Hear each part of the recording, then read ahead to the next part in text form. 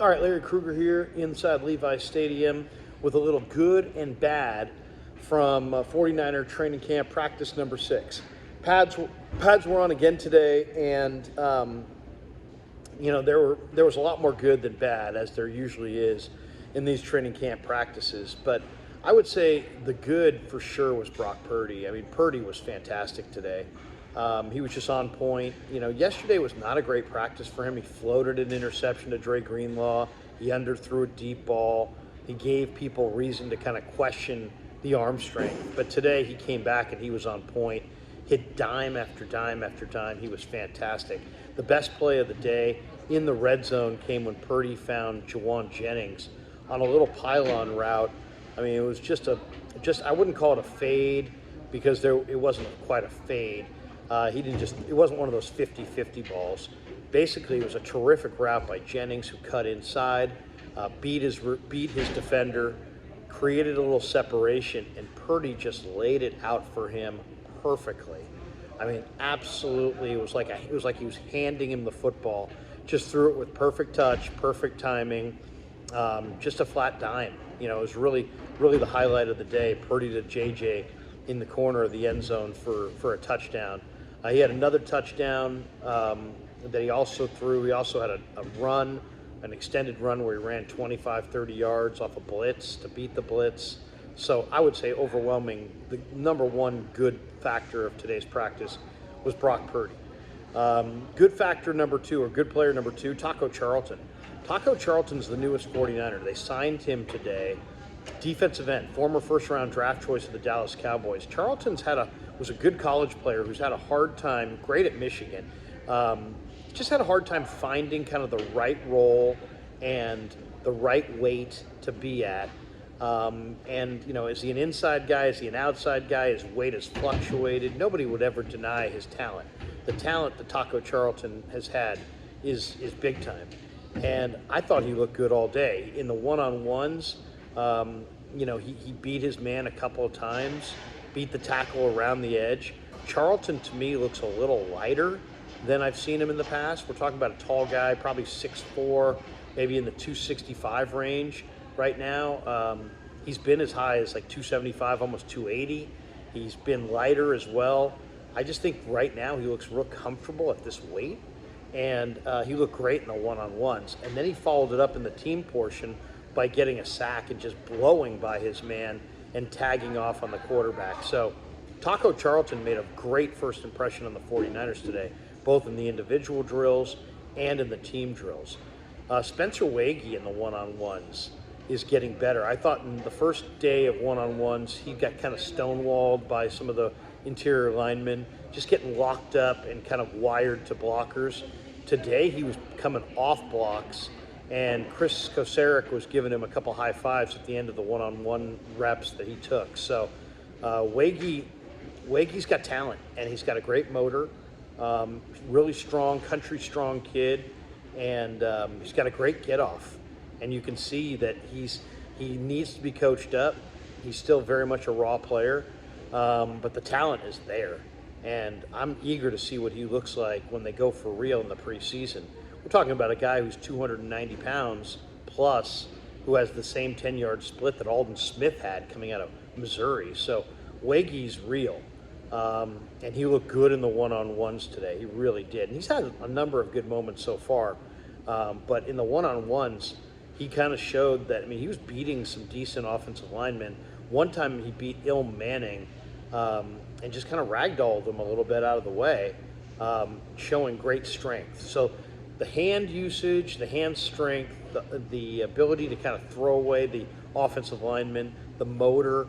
Wagee's got a lot of the traits that you really like in interior defensive linemen. And when you can get off the ball the way this guy can, and you've got a 1.66 10-yard split, you're moving. He's moving at the snap, and he's really, really powerful. He impressed me today.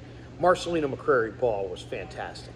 McCrary-Ball is looking like he's going to be a starting caliber linebacker. If I had to say who's likely to get that third starting linebacker job in the base after Azeez Al-Shaair left in free agency, I'm going to say it's Marcelino. Marcelino is Made a great play on the goal line against running back, keeping him out of the end zone. Dropped an interception, but broke terrifically on the ball that Purdy threw. He's just flying around the field. He sees it. There's no hesitation in his game. He's strong. He's physical. He's got some dominant physical traits. He's in the greatest shape of his life, and he just looks ready for liftoff. So, Marcelino, huge positive today. I thought Isaiah Oliver was a positive. He had a forced fumble. Oliver really is a cerebral player. He says he feels more comfortable in the slot than outside, and it kind of shows. This guy struggled at Colorado. He was great at Colorado, but when he came into the league, he struggled his first 2 years playing outside corner. Atlanta moved him inside last year, and he kind of had a career bounce-back year. He looks terrific right now in this defense, and he had a forced fumble. We talked to him after practice. Really interesting guy. I like this free agent signing because he's a veteran, but he's a young veteran with a lot of career life ahead of him. He had a beautiful forced fumble. Ty Davis-Price got to the edges on this defense. He runs effectively inside. He's lost, I would say, 5 to 7 pounds off of where he was a year ago. Last year, let's say he was at 228, something like that.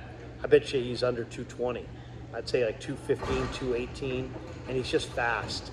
And he's got great cutting ability, runs with conviction. Both him and J.P. Mason ran hard today. Mason had a couple of really, really good runs up the middle of the field. George Kittle got in the mix today. He had 2 or 3 really nice catches. Kittle was heard from. I thought he stood out. Nick Coletto, the rookie undrafted free agent out of Oregon State, who's a mechanical engineering major. This guy's really, really smart. He made a really nice catch on the goal line on a pass in the red zone drill from Trey Lance. Brandon Allen had a good day. He was 4 for 4. He had a couple flat dimes. He still doesn't demonstrate incredible arm strength, but he really threw the ball effectively today and connected on all 4 of his passes. Trey Lance was 4 of 6 and made some good plays today as well. Sam Darnold wound up 2 of 6. Darnold seemed like he got the fewest reps of any of the quarterbacks today and only completed 2 passes on the day. Now, what was bad today? Well, Jalen Moore went down with an injury. I don't know what the injury was, but it was either an ankle or a knee. He did get up on his own and walk off the field. He was not carted off. So that's good news, but the practice did stop for about 5 minutes as he was being tended to. And Jalen Moore is a guy that is important for the Niners because he might be their 3rd tackle. He might be the guy who plays, the swing tackle spot. I would imagine he's in the lead right now for that role. And we'll see if he has to miss any extended period of time, but he went down in the practice today. Also, obviously not a good day for Avery Young. The Rutgers safety was cut to make room for Taco Charlton. Avery Young is an interesting player. It's just he's more of a college athlete. I mean, you're talking about a guy who runs 4.7, and he just doesn't break on the football that well.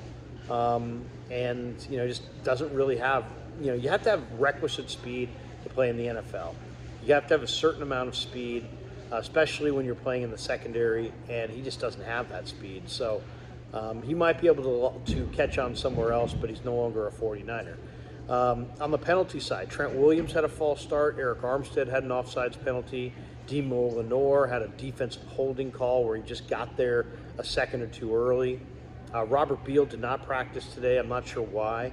Ilm Manning was beaten twice in the one-on-ones. And Ilm, who I really like, looks like he's got some work to do as a pass protector for sure. Trey Lance, as I said, was pretty good on the day, 4 of 6. But one of his misses was the kind of miss that he just can't miss if he's going to be the Niners starting quarterback. He had George Kittle wide open early in practice, short, and he just missed him. Just missed him completely.